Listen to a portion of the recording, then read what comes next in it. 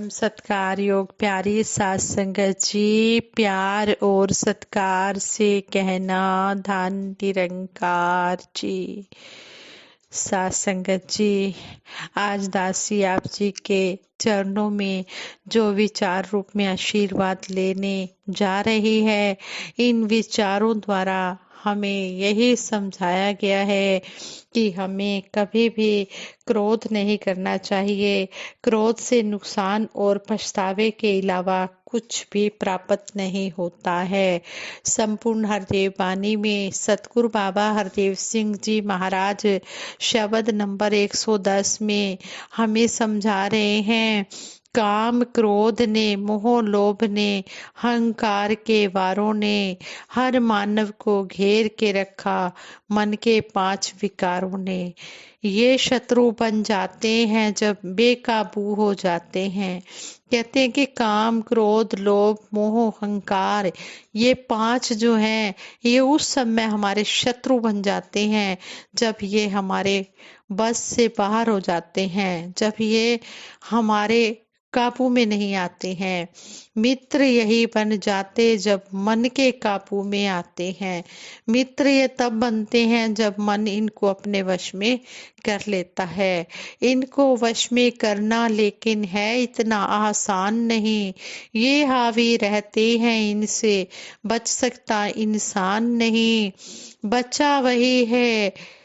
बच्चा वही है कर पाया जो ब्रह्म ज्ञान को धारण है।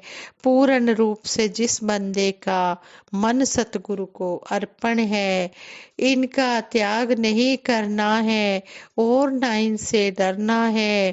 कहे हर देव के गुरु मति से वश में इनको करना है। ये काम क्रोध लोभ मोह अहंकार जो ये हमारे शत्रु बन जाते हैं जब ये हमारे काबू में नहीं आते हैं, तो सतगुरु बाबा हरदेव सिंह जी महाराज समझा रहे हैं कि जब गुरु की मति से हम चलते हैं तो ये सब वश में आ जाते हैं। ऐसे ही दासी एक स्टोरी आप जी के चरणों में शेयर करने जा रही है। कहते हैं एक सांप एक बढ़ई की औजारों वाली बोरी में घुस गया। घुसते समय बोरी में रखी हुई बढ़ई की आरी उसके शरीर में चुभ गई और उसमें घाव हो गया, जिससे उसे दर्द होने लगा और वह विचलित हो उठा। गुस्से में उसने उस आरी को अपने दोनों जबड़ों से जोर से दबा दिया। अब सांप के मुख में भी घाव हो गया और खून निकलने लगा। अब इस दर्द से परेशान होकर उस आरी को सबक सिखाने के लिए सांप ने अपने पूरे शरीर को उस आरी के ऊपर लपेट लिया और पूरी ताकत के साथ उसको जकड़ लिया। ऐसा करने से सांप का सारा शरीर जगह जगह से पूरी तरह से कट गया और वह सांप मर गया। ठीक इसी प्रकार कई बार हम जरा सा दुखी होने पर गुस्से में आकर सामने वाले को सबक सिखाने के लिए अपने आप को बहुत ज्यादा नुकसान पहुंचा देते हैं। जो गुस्सा होता है यह बहुत ही घातक होता है जब ये मन के काबू में नहीं आता है। कहते हैं कि हमें गुस्सा नहीं, हमें सहनशीलता मन में लानी है। क्रोध गुस्सा मन की एक ऐसी अवस्था है जिसका सबसे अधिक प्रभाव इंसान की हेल्थ पर पड़ता है। गुस्सा करने से दिल की गति और बीपी एकाएक बढ़ जाता है। गुस्सा हमेशा उत्पन्न तो दूसरे की भूल के कारण होता है, पर उसकी सजा गुस्सा करने वाला अपने आप को देने लगता है। गुस्से में व्यक्ति की आंखें लाल और खून का संचार बढ़ जाता है। गुस्से से होने वाले नुकसान से बचने का आसान सा उपाय है गुस्से पर गुस्सा करना। गुस्से से हमेशा नुकसान ही होता है। गुस्से में आदमी अच्छे बुरे का फर्क करना भूल जाता है, विवेक नष्ट हो जाता है और इंसान विनाश की ओर बढ़ने लगता है। गुस्से में बोला गया कठोर शब्द आपकी हजारों प्यार भरी बातों के प्रभाव को खत्म कर सकता है। गुस्से को सहनशीलता से हराना होता है। कोई व्यक्ति किसी को सार्वजनिक रूप से प्रताड़ित अपमानित कर रहा है और वह सहन करता जा रहा है, कुछ बोल नहीं रहा है, तो इसका अर्थ यह नहीं कि उसका मन भी यह सब कुछ सहन कर रहा है। उसके मन में अंदर ही अंदर गुस्सा आ रहा है, लेकिन वह परिस्थितियों के कारण शांत है। गलती है या नहीं, पर एक पुलिस वाले की प्रताड़ना व्यक्ति चुप रहकर सहन करता है, क्योंकि विरोध करने से प्रताड़ना और बढ़ सकती है।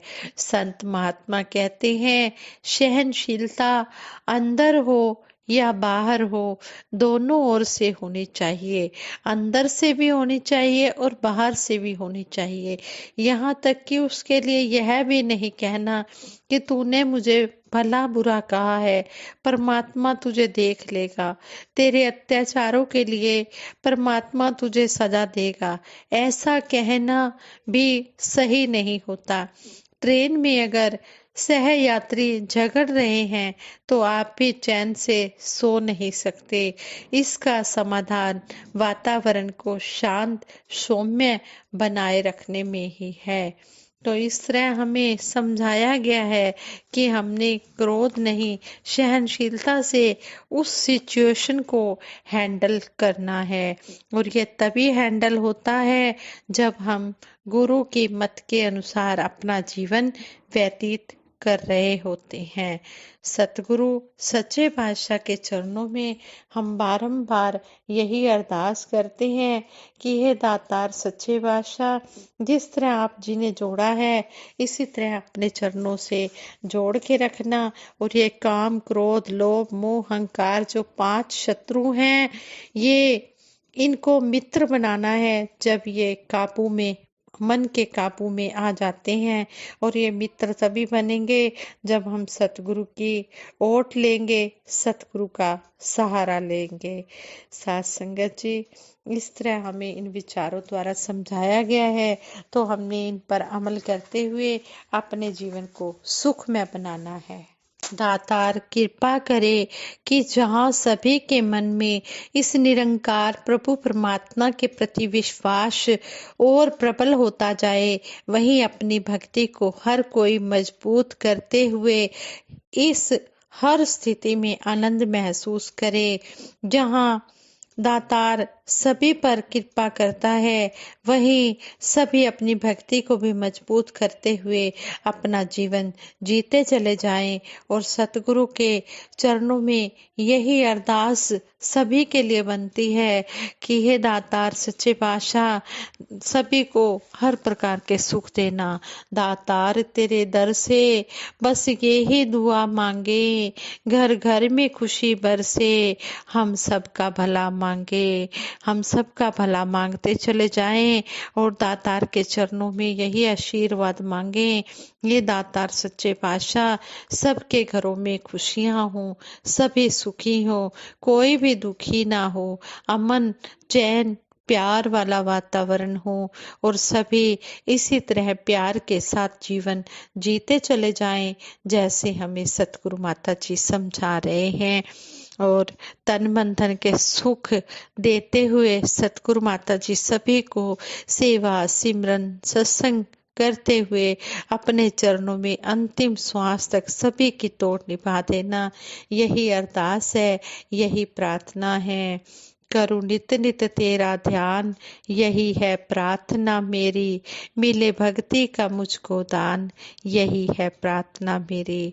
सतगुरु माता जी आप जी के चरणों में यही प्रार्थना करते हैं कि हमें भक्ति का दान मिलता चला जाए, हम नित नित ये गुणगान करते चले जाएं, सतगुरु निरंकार का यशोगान करते चले जाएं, चर्चा करते चले जाएं, और इस समय की हम कीमत को पहचाने। साथ संगत जी, दासी सबके भले की कामना करते हुए सिमरन भी करवाएगी।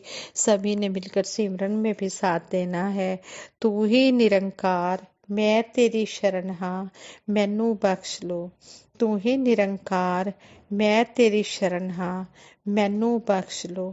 तू ही निरंकार मैं तेरी शरण हाँ मैनू बख्श लो। तू ही निरंकार मैं तेरी शरण हाँ मैनू बख्श लो।